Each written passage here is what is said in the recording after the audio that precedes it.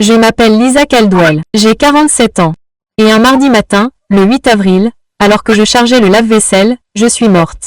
Il n'y a eu aucun avertissement, aucun moment dramatique. Une seconde, je rinçais une tasse de café en repensant aux réunions parents-professeurs que j'avais eues cet après-midi-là. L'instant d'après, un étrange petit bruit sourd s'est produit derrière mes yeux. Ce n'était pas fort. C'était doux, comme une ampoule qui lâche. Le monde a basculé. Le bruit de l'eau qui coulait s'est estompé comme si quelqu'un baissait lentement le volume de ma vie. Et puis tout est devenu noir.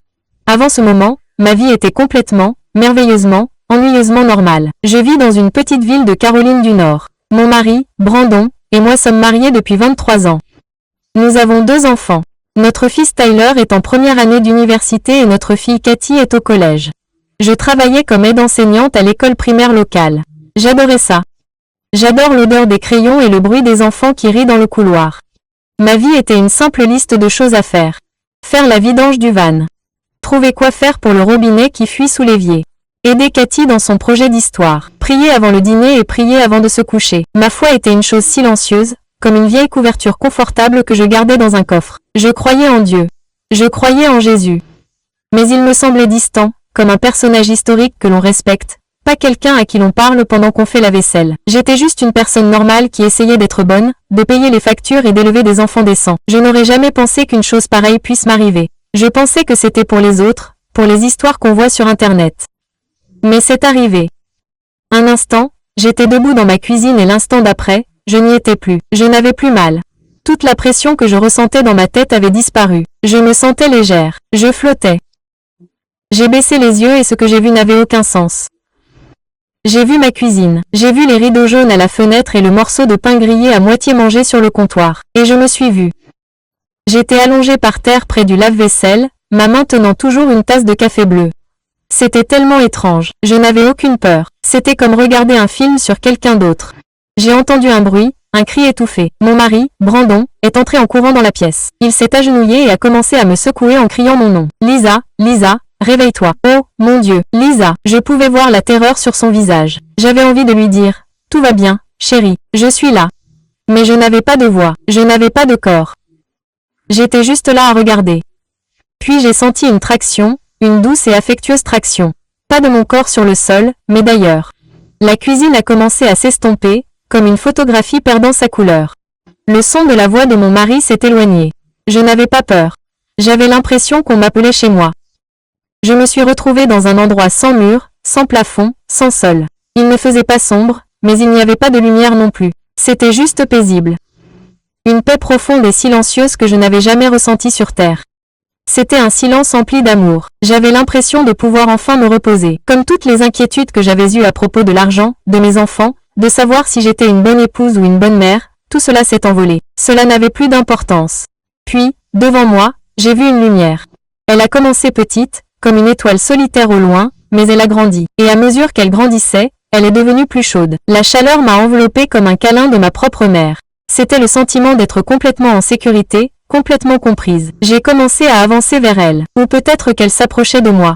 Je ne sais pas. Tout ce que je savais, c'est que je voulais être dans cette lumière plus que je n'avais jamais voulu quoi que ce soit dans ma vie. Alors que la lumière se rapprochait, je pouvais voir que ce n'était pas seulement de la lumière. C'était une personne, un homme. Il était fait d'une lumière vivante. Elle tourbillonnait et bougeait avec des couleurs que je n'avais jamais vues. Elle était plus brillante que le soleil, mais elle ne me faisait pas mal aux yeux. Je pouvais le regarder droit dans les yeux. Il ne portait pas de robe blanche ni de sandales comme sur les tableaux. Il était juste la lumière et l'amour sous la forme d'un homme. Son visage, je ne peux pas le décrire parfaitement. Il était à la fois ancien et jeune. Ses yeux reflétaient toutes les étoiles de l'univers et me regardaient droit dans les yeux. Et dans ce regard, j'étais connue. Chaque secret que j'avais gardé, chaque pensée honteuse, chaque fois que j'avais été méchante, chaque erreur que j'avais commise, il les voyait tous. Et il ne les voyait pas seulement, il les comprenait. Et il ne me jugeait pas, il m'aimait tout simplement. L'amour qui émanait de lui était une force physique. Il me frappa comme une vague. Et je me mis à pleurer. Pas des larmes de tristesse, mais des larmes de soulagement. Le soulagement d'être à la maison. Je n'avais pas besoin de demander qui il était. Je savais, mon âme savait. C'était Jésus. Sa voix n'était pas quelque chose que j'entendais avec les oreilles. C'était un sentiment qui s'épanouissait dans ma poitrine. Une pensée plus claire que n'importe quel mot prononcé. « Bienvenue, Lisa », dit-il. Sa voix était à la fois le son de 1000 cascades et un murmure tranquille. Tu es chez toi. Sois en paix. J'avais l'impression que chaque morceau brisé de moi était en train d'être recollé. Nous sommes restés là un long moment et il m'a laissé m'imprégner de sa paix. Cela m'a semblé être une éternité et une seconde à la fois. Puis il m'a regardé avec tant de tendresse et j'ai su que nous allions parler de ma vie. J'ai ressenti un éclair de ma vieille peur terrestre, une épreuve, un jugement. Je me suis préparée, mais ce n'était pas ce à quoi je m'attendais. Il n'a pas sorti un parchemin ou un gros livre avec une liste de mes péchés. Il a juste regardé dans mon cœur. Il a dit, « J'ai 3 questions pour toi, ma petite. Ce sont les questions que je pose à tout le monde. » Je me souviens avoir pensé, terrifiant. Non pas parce qu'il était effrayant, il était tout le contraire d'effrayant, mais parce que je savais que les réponses viendraient du plus profond de mon âme et que je ne pourrais rien cacher. Il s'est penché et la lumière s'est réchauffée. La première question, il a dit doucement. Est-ce que tu m'as laissé t'aimer? J'ai fait une pause. La question m'a troublée. Je pensais que ce serait. M'as-tu aimé? J'ai commencé à répondre comme je l'aurais fait sur terre. J'ai essayé, Seigneur. J'allais à l'église. Je priais. Je lisais ma Bible parfois. Il a levé une main et la lumière qui en émanait m'a fait taire. C'est comme ça que tu as essayé de m'aimer. Je demande, m'as-tu laissé t'aimer? Et puis il m'a montré. Ce n'était pas comme regarder un film. C'était comme revivre les émotions. Je me suis vue à genoux en train de prier, mais mon cœur était fermé. Je disais à Dieu ce dont j'avais besoin, ce qui m'inquiétait, ce pourquoi j'étais désolée. Mais je ne me suis jamais arrêtée pour laisser entrer son amour. Il m'a montré un moment qui s'était passé quelques semaines auparavant. J'avais fait une erreur au travail, une petite, mais je me sentais tellement stupide. J'ai passé toute la nuit à me culpabiliser, ressentant ce lourd poids de honte. Et il m'a montré qu'il était là avec moi, son amour se déversant sur moi comme une rivière chaude et dorée. Mais j'étais tellement occupée à avoir honte, tellement concentrée sur mon propre échec que j'avais construit un petit barrage dans mon cœur. Je ne voulais pas laisser son amour entrer pour guérir cet endroit brisé. Je ne me sentais pas digne de cela. J'ai vu tellement de moments comme ça. Des moments où j'étais trop occupée, trop distraite, trop coupable ou trop fière pour rester tranquille et recevoir l'amour qui m'était toujours offert.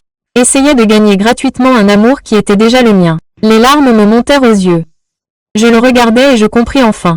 Il ne s'agissait pas d'être assez bien, il s'agissait d'être suffisamment ouvert. Non, murmurai-je, je ne savais pas vraiment, je ne savais pas comment faire. Son sourire était une pure grâce. C'est la chose la plus difficile et la plus simple à faire, dit-il. Juste être aimé. Puis il me regarda à nouveau, son regard s'approfondissant encore plus. La deuxième question, dit-il, sa voix un peu plus sérieuse maintenant. M'as-tu vu dans les personnes que je t'ai envoyées? Encore une fois, je voulais donner la réponse à l'église. J'ai essayé d'être gentil. Seigneur, j'ai fait du bénévolat pour la collecte de nourriture. J'ai été gentil avec mes voisins. Il ne m'a pas arrêté cette fois, mais il m'a montré la vérité derrière mes paroles. Il m'a montré un jour l'hiver dernier. J'étais à l'épicerie et il y avait un homme dehors qui demandait de l'argent. Il était sale et il sentait mauvais. Je me souviens avoir ressenti un mélange de pitié et d'agacement. J'ai laissé tomber $1 dans sa tasse mais j'ai évité de le regarder dans les yeux. Je voulais juste m'enfuir. Mais Jésus m'a montré cet homme à nouveau. Cette fois, il m'a laissé voir ce qu'il voyait. Il m'a montré la petite étincelle de lumière dans la poitrine de cet homme. Une minuscule flamme vacillante de divinité qui était en lui tout comme elle était en moi. Il m'a montré la douleur de l'homme, sa solitude. Il m'a montré que derrière la saleté et l'odeur se cachait un enfant de Dieu qui souffrait. Et à ce moment-là, j'ai vu le visage de Jésus et celui de l'homme. J'étais passé juste à côté de lui. Il m'a montré ma collègue qui bavardait tout le temps. J'ai vu comment je souriais poliment mais la jugeais secrètement. Il m'a montré que ses commérages venaient d'une profonde solitude douloureuse. Il était en elle aussi, demandant de la compassion. Il m'a montré mon propre mari, Brandon, un soir où il essayait de me parler d'un problème au travail. Je n'écoutais qu'à moitié, faisant défiler mon téléphone, pensant à ma propre liste de choses à faire. J'ai vu l'expression sur son visage lorsqu'il a réalisé que je n'étais pas vraiment là avec lui. Jésus était là, dans la demande de mon mari pour qu'il se rapproche de moi, et il m'avait manqué. J'ai vu scène après scène. La caissière désagréable au magasin, le parent difficile à l'école, et même ma propre fille Cathy lorsqu'elle faisait une crise d'adolescence. Dans chaque personne que je trouvais difficile, gênante ou invisible, il était là, me regardant en retour, demandant à être vu. Je me suis mise à sangloter. Cette fois, c'était un cri profond et douloureux. Je ne t'ai pas vu, ai-je dit. J'ai vu leurs défauts. J'ai vu mon propre jugement. Je ne t'ai pas cherché. Je suis tellement désolée. Son amour a submergé ma tristesse. Il n'a pas effacé la vérité, mais l'a recouverte de miséricorde. Mon enfant, dit-il, le monde entier est rempli de moi, caché à la vue de tous. Ton seul travail est de regarder avec les yeux de ton cœur. J'ai pris un moment. J'ai ressenti le poids de cette vérité. Cela a tout changé. Finalement, j'ai levé les yeux vers lui, prête à répondre à la dernière question. Ses yeux étaient emplis d'une profonde tristesse et d'un amour encore plus profond. Et la troisième question, Lisa, a-t-il dit, sa voix n'étant plus qu'un doux murmure. Qu'as-tu fait des blessures que j'ai laissées? Je n'ai pas compris au début. Mes blessures. J'ai pensé aux cicatrices sur mon genou, lorsque j'étais tombée de vélo quand j'étais enfant. Mais je savais que ce n'était pas ce qu'il voulait dire. Il m'a montré la blessure la plus profonde de ma vie. Quand j'avais 19 ans, mon père est mort d'une crise cardiaque. C'était soudain, tout comme ma propre mort. Cela m'a brisé dans des années. J'ai porté cette douleur comme une pierre pointue et lourde dans ma poche. Je n'en ai jamais parlé. J'ai construit un mur autour de cette partie de mon cœur pour que personne ne puisse la toucher. Je pensais que c'était ça être forte. Jésus m'a montré cette blessure, cette pierre sombre et lourde dans mon âme. Mais ensuite, il m'a montré autre chose. Il m'a montré une jeune femme avec qui j'ai travaillé l'année dernière. La sienne. Mon père venait d'apprendre qu'il avait un cancer. Je me souviens qu'elle m'en avait parlé, les yeux remplis de peur.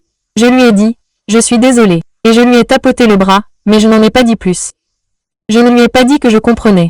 Je n'ai pas partagé ma propre histoire. Je ne lui ai pas offert la sagesse que ma propre douleur m'avait apprise.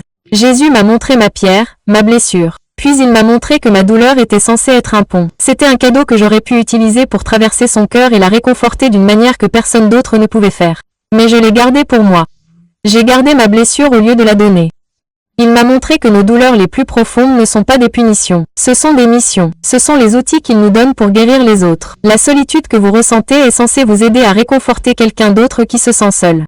L'échec que vous avez vécu est censé vous donner l'humilité nécessaire pour élever quelqu'un d'autre qui a échoué. Le chagrin qui vous a brisé le cœur est la chose même qui peut rendre votre cœur suffisamment grand pour contenir le chagrin de quelqu'un d'autre. Je l'ai vu si clairement. Toute ma vie, j'ai essayé de cacher mes blessures. Je pensais qu'elles me rendaient faible. Jésus me l'a montré. Elles étaient censées être ma plus grande force. Je n'avais pas de mots. Pendant une seconde, j'ai juste pleuré. J'avais échoué à ces 3 questions. Je ne l'avais pas laissé m'aimer. Je ne le voyais pas chez les autres. Et j'ai gaspillé le pouvoir de ma propre douleur. Je me sentais comme une ratée totale. Je l'ai regardé en m'attendant à voir de la déception. Mais il n'y en avait pas. Il n'y avait que de l'amour. Un amour si profond et si vaste qu'il pouvait contenir tous mes échecs et me trouver belle. Lisa, dit-il en me serrant dans ses bras dans une étreinte de pure lumière. Ce n'est pas un jugement. C'est un éveil.